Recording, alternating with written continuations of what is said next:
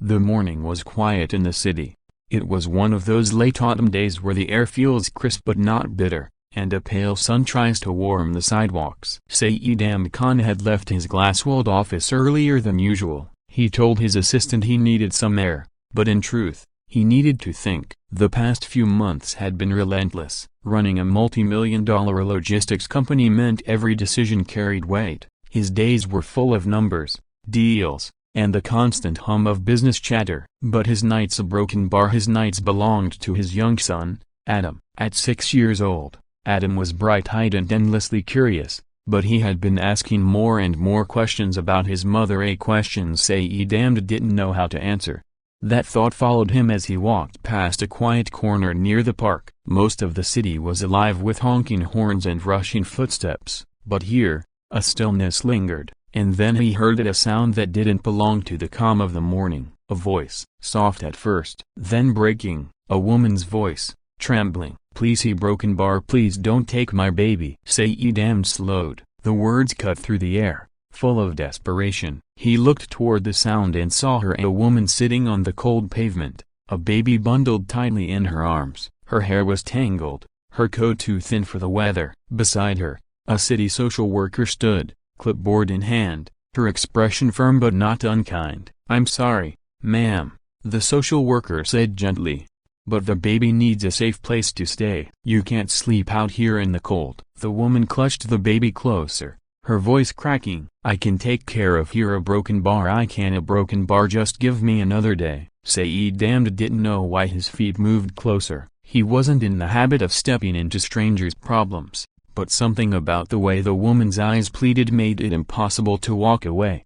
The social worker noticed him first. "Sir, please keep moving. This is a sensitive situation." But the woman looked up at him, and for a moment, it was as if the street disappeared. Her eyes were the kind that carried entire stories, stories of loss, fear, and fierce love. "Please," she whispered, "don't let them take her." Saeed Ahmed crouched down so he was level with her. "What's your name?"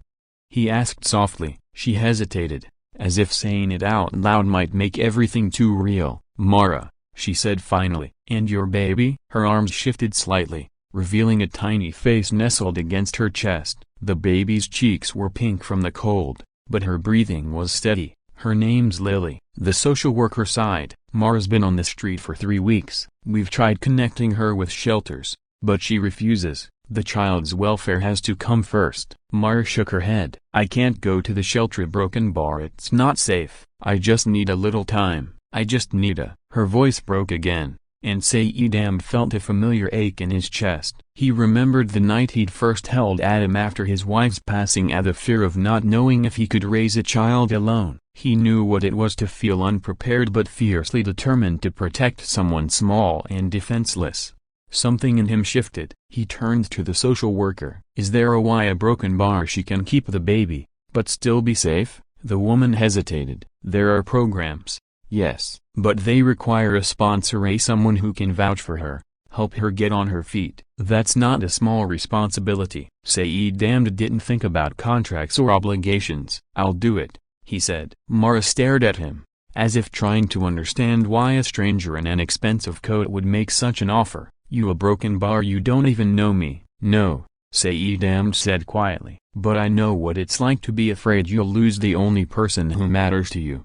That night, paperwork was signed. It was not simple, nothing involving the city ever was, but Saeed Ahmed used the same persistence that had built his company to cut through the delays. By the time the sun set, Mara and Lily were in a small but warm apartment owned by one of Saeed Ahmed's properties. It wasn't luxury, but it was safe. He stocked the fridge, arranged for a crib, and made sure there were blankets thick enough to keep out the night's chill. Adam was curious when he heard, "Are they going to live with us, Dad?" "No, buddy," Saeed Ahmed said. "But they're going to live close by, and we're going to help them." Adam thought about this. "Because they don't have anybody else?" "Yes," Saeed Ahmed said. "Because sometimes, that's reason enough." The days turned into weeks. Mara was quiet at first, always polite but keeping a cautious distance. She thanked him often, but there was a sense that she didn't quite trust the stability of what had happened. She took small steps, finding part-time work at a cafe. Copyright, learning the bus routes, making sure Lily had her checkups. Saeed didn't push her to share her past. He understood that trust takes time, and some wounds can't be forced open. One snowy afternoon, he stopped by the cafe. Copyright where she worked. Through the window, he saw her smile as she handed a cup of coffee to a customer. It wasn't the guarded, grateful smile she'd given him before. It was softer, warmer, like she was remembering how to live without fear. The gentle twist came on a Thursday. Saeed arrived at the apartment to drop off groceries. Mara opened the door, and for the first time, she invited him inside without hesitation. "I need to tell you something," she said, her voice steady but low. They sat at the small kitchen table. Lily was asleep in the crib, her tiny hands curled into fists. Mara took a breath. "I wasn't always homeless. I had a job, a home. Lily's father left when I was pregnant, but I managed. Then the company I worked for downsized. I couldn't keep up with rent. One thing led to another, a broken bar, and suddenly I had nowhere to go." Her eyes glistened, but she didn't cry. "I didn't want anyone to know how bad it got. I thought if I just kept moving, I could fix it. But the truth is, I was scared someone would think I wasn't a good enough mother." Saeed listened without interrupting. When she finished, he said, "You've kept her safe through all of it. That doesn't sound like someone failing as a mother." By spring, Mara had saved enough to move into her own place.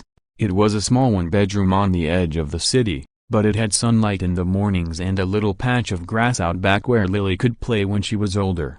The day she moved, Saeed helped carry boxes. Adam chased Lily around the living room, making her giggle in that high, bubbling way only babies can. When the last box was set down, Mara turned to him. "You didn't have to stop that day," she said. "You could have walked away." He smiled faintly. "Maybe, but I would have remembered your voice. And I wouldn't have liked the man I was if I kept walking." She looked at him for a long moment, then said, "You didn't just save us. You reminded me that there are still people who don't expect anything in return."